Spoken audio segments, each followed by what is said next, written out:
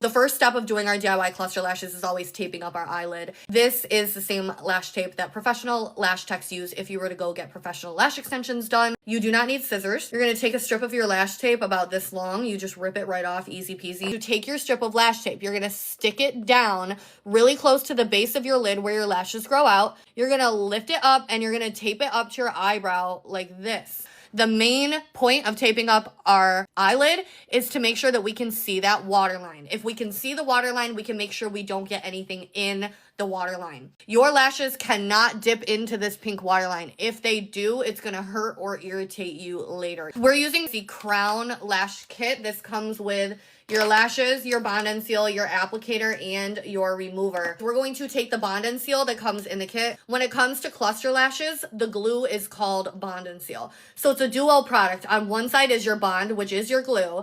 On the other side is your Seal, which is something that we use when we're all done. We are going to take the Bond side of our Bond and Seal. This is our glue. All right, this kit comes with a black glue, and we're going to apply it all over our lashes as if we were putting on mascara. A lot of people will comment on my videos, oh my God, you're not supposed to do that, you're not supposed to do that.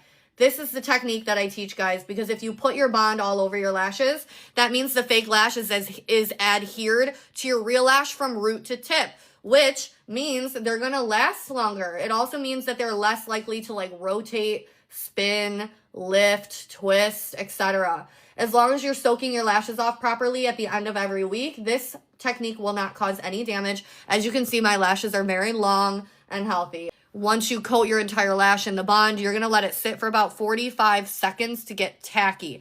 By letting it get tacky, it's going to get a good grip on the lash better. It's just going to make your life easier. Reptile Blink.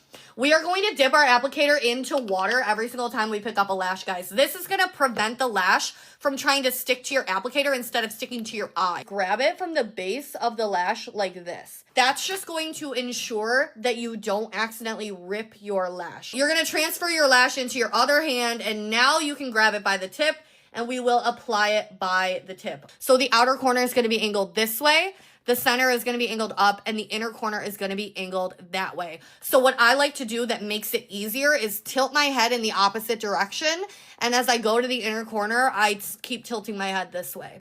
We are going to Reptile Blink. We're going to tilt our head this way. We're going to get this lash as close as we can get it to the base of our lashes, but making sure that it's not inside that waterline. I'm going to cut this a little bit because I don't have enough room for an entire lash. I'm going to snip a little bit of this lash off. We're going to dip our applicator in water, and we are going to pinch all of our lashes, okay? So we're going to pinch. This has a really good shape, this applicator. Oh, see how it's sticking? Look. That's exactly why we dip our applicator in water. We're going to go into the Seal side of our Bond and Seal, and we're just going to take a little bit of this, and we're going to tap it at the base of our lashes. We're going to dip it in water, and I want you to pinch your lashes again. I want you to pinch your lashes again. I really like the shape of this applicator for pinching lashes. Like, it has the perfect shape. The very last step is to take a Q-tip. I want you to dip your Q-tip in water as well. And what you're going to do is you're going to just tap that water line, tap it, swipe it, whatever works, because there's going to be residual Bond and Seal on your water line and you just can't see it. So you want to wipe that water line, because if any of that dries down, that'll also hurt, itch, or irritate you later, and you're going to think that you have a lash in your eye when it's really just that dry Bond or Seal. Lash reveal, lash reveal. What do you guys think?